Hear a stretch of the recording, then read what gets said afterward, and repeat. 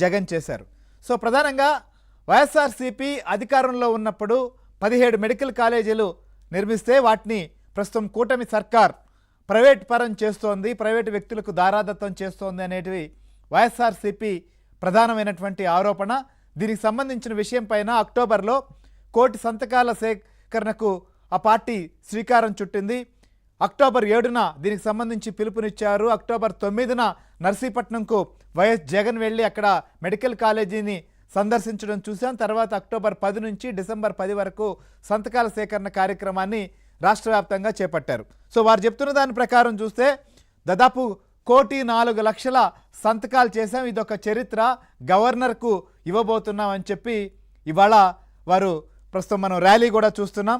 So governor దగ్గరికి వెళ్తున్నటువంటి దృశ్యాలు.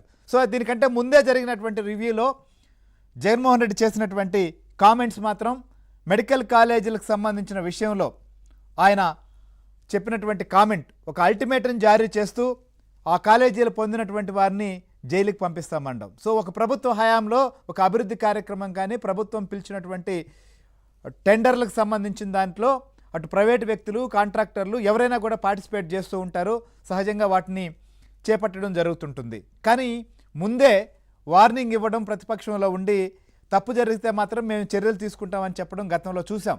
ఆ పనుల్లో తప్పు జరిగినా లేకపోతే ఆ వ్యవహారంలో తప్పు జరిగినా కానీ ఈ రకంగా దాన్ని అసలు పొందితేనే జైలుకు పంపుతామనడం మొదటిసారిగా జగన్ నోటి నుంచి వింటున్నాం.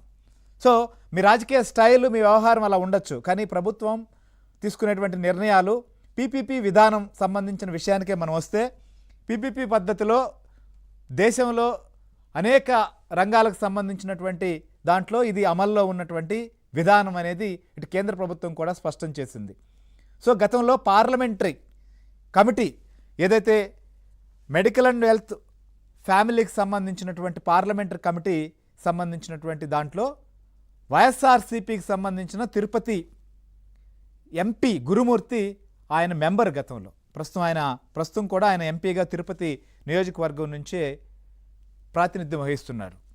So health and family welfare parliamentary standing కమిటీలో అప్పట్లో సభ్యుడిగా ఉండి ఈ పీపీపీ విధానానికి సంబంధించిన దానికి కూడా ఆయన అప్పట్లో అంగీకారం తెలుపుతూ సంతకాలు చేశారు అనేటువంటిది కొద్దిసేపటి క్రితమే తెలుగుదేశం పార్టీ అఫీషియల్గా రిలీజ్ చేసింది. దీనికేం సమాధానం చెప్తారని, దానికి ఏం సమాధానం చెప్తారో తెలియదు, కానీ కాలేజీలు పొందిన వారికి నీ జైలుకి పంపిస్తామనేది మాత్రం ముందే చెప్పారు. సో ఎందుకు ఈ పరిస్థితి, ఎందుకు విపరీతమైనటువంటి మాటలు? ఇలా కూడా బెదిరించొచ్చా? ప్రజాస్వామ్యంలో ఇలాంటి బెదిరింపులు తగునా? అసలు ఎందుకు ఇలాంటి పరిస్థితి వచ్చింది? ఆంధ్రప్రదేశ్లో అసలు ఏం జరుగుతోంది? 17 మెడికల్ కాలేజీ వైఎస్ఆర్సీపీ హయాంలో నిర్మితం అయ్యాయా? నిర్మితం అయ్యి ఉంటే వాటిని ఇప్పుడు ప్రభుత్వం ప్రైవేట్కి అప్పజెప్తోందా? అసలు ప్రైవేట్కి అప్పజెప్తున్నారా? ప్రభుత్వ భాగస్వామ్యం దీంట్లో ఉందా లేదా? పీపీపీ అంటే ఏంటి అనేటువంటిది కూడా ప్రశ్న. సో ఇది ఆంధ్రప్రదేశ్లో మాత్రమే పరిమితమైందా? దేశంలో మరి ఎక్కడా జరగట్లేదా? ఇదంతా కూడా మనం అనాలిసిస్ చేద్దాం. మనతో పాటు మా ఏపీ బ్యూరో చీఫ్ రామారావు మనతో పాటు లైవ్లో జాయిన్ అయ్యారు.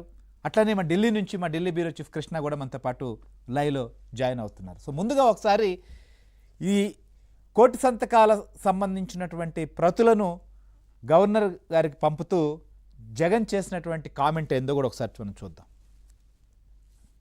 కమిటెడ్గా ఒక ఉద్యమాన్ని మనస వాచ కర్మన దీన్ని ఎట్టి పరిస్థితుల్లోనూ కూడా ఈ ఉద్యమంను, ఈ స్ఫూర్తిని, ప్రజలు ఇక్కడ చెప్పే ఈ గళాన్ని ఖచ్చితంగా వినిపించేట్టుగా చేయాలి.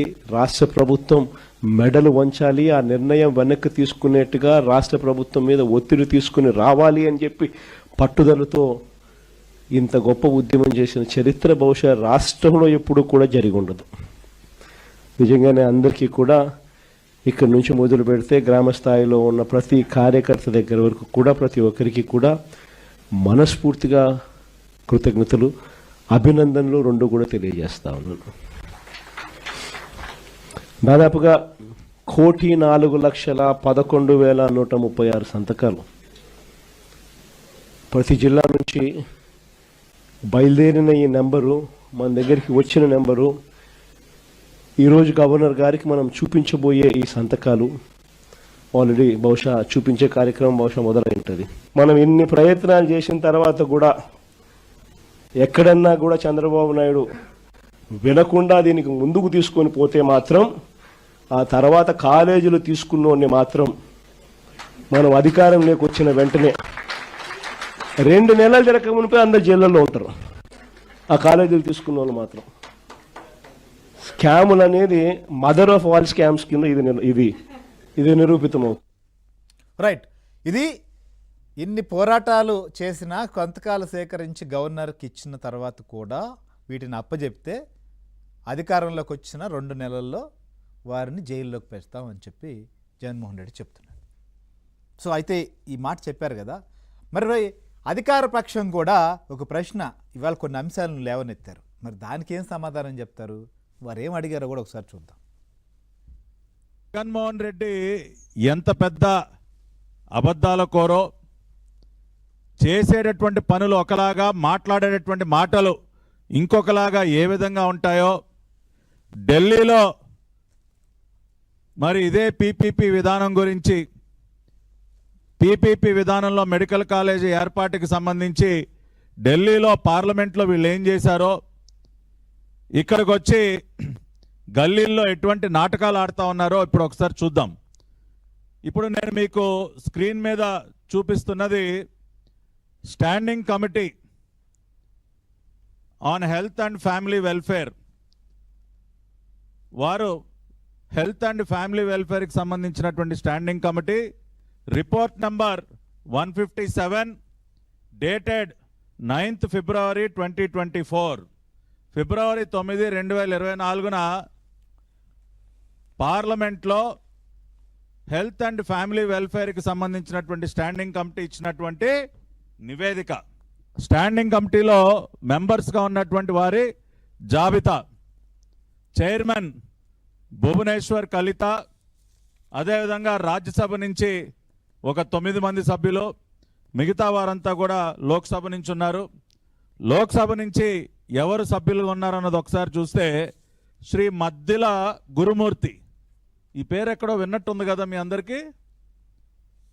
శ్రీ మద్దిల గురుమూర్తి, ఎం గురుమూర్తి, డాక్టర్ గురుమూర్తి మీ అందరికీ కూడా బాగా పరిచయం ఉన్నటువంటి పేరు, విన్నటువంటి పేరు. ఎవరి గురుమూర్తి గారు?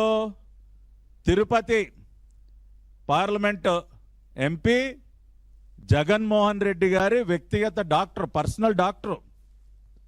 జగన్మోహన్ రెడ్డి గారికి నిత్యం వైద్య సేవలు అందించేటటువంటి ఆయన పర్సనల్ డాక్టరు ఈ గురుమూర్తి గారు. ఆయన వైఎస్ఆర్ కాంగ్రెస్ పార్టీ తరఫున గతంలో ఒకసారి తిరుపతి ఎంపీగా పనిచేశారు, ఇప్పుడు కూడా తిరుపతి ఎంపీగా కొనసాగుతూ ఉన్నారు ఆయన. సో అటువంటి గురుమూర్తి గారు ministry of health and family వెల్ఫేర్కి సంబంధించినటువంటి పార్లమెంట్ స్టాండింగ్ కమిటీలో ఆ రోజున 2023-24లో సభ్యుడిగా ఉన్నారు.